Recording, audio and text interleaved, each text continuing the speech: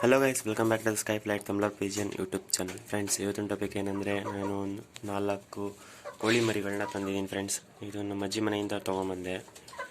ಟೋಟಲಾಗಿ 4 ಇದ್ದಾವೆ. 3 ಆ್ಯಕ್ಟಿವ್ ಇದೆ, ಒಂದು ಮಾತ್ರ ವೀಕ್ ಇದೆ. ಅದು ಡಿವಾರ್ಮಿಂಗ್ ಮಾಡಿದ್ದೀನಿ, ಸರಿ ಹೋಗುತ್ತೆ ಅಂತ ಅಂದ್ಕೊಂಡಿದ್ದೀನಿ ಫ್ರೆಂಡ್ಸ್.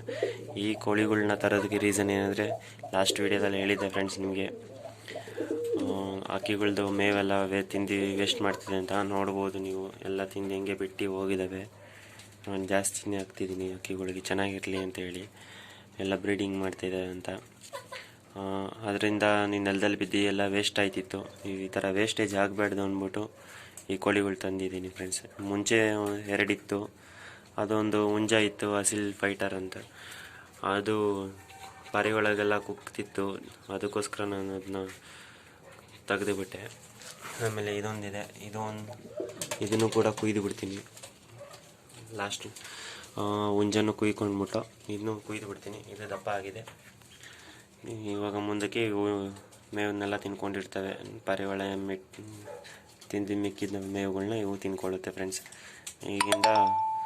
ಇದರಿಂದ ಏನಾಗುತ್ತೆ ಅಂದರೆ, ಮೇವು ವೇಸ್ಟ್ ಆಗೋದು ತಪ್ಪುತ್ತೆ ಫ್ರೆಂಡ್ಸ್. ಹಾಗೆ ಇನ್ನೊಂದು ಟಾಪಿಕ್ ಏನಂದರೆ, ಲಾಸ್ಟ್ ವಿಡಿಯೋದಲ್ಲಿ ತೋರಿಸಿದ್ದೆ, ಇದು ಮೊಟ್ಟೆ ಇಕ್ಕಿದೆ ಅಂತ.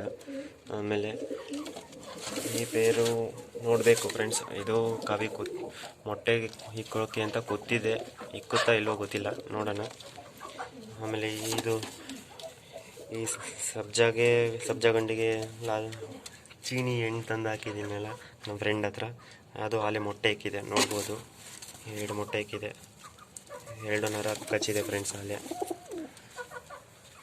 ಇದು ಒಂದು ಜೊತೆ ಹಾಕಿದ್ದೀನಿ. ಇದು ಇನ್ನೂ ಮೊಟ್ಟೆ ಇಕ್ಕಿಲ್ಲ, ಮಸ್ತಿಯಲ್ಲಿ ಇದ್ದಾವೆ. ನೋಡಬೇಕು ಫ್ರೆಂಡ್ಸ್ ಏನಾಗುತ್ತೆ ಅಂತ. ಇಷ್ಟೇ ಫ್ರೆಂಡ್ಸ್ ಇವತ್ತೊಂದು ಟಾಪಿಕ್ಕು.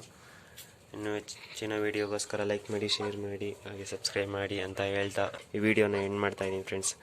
ಹಾಗೆ ನಮ್ಮ ಚಾನಲ್ಗೆ ಹೀಗೆ ಲೈಕ್ ಮಾಡಿ, ಶೇರ್ ಮಾಡಿ, ಸಬ್ಸ್ಕ್ರೈಬ್ ಮಾಡಿ, ಹಾಗೆ ನಿಮ್ಮ ಸಪೋರ್ಟ್ ಹೀಗೆ ಇರಲಿ ಅಂತ ಹೇಳ್ತಾ ಇದ್ದೀನಿ.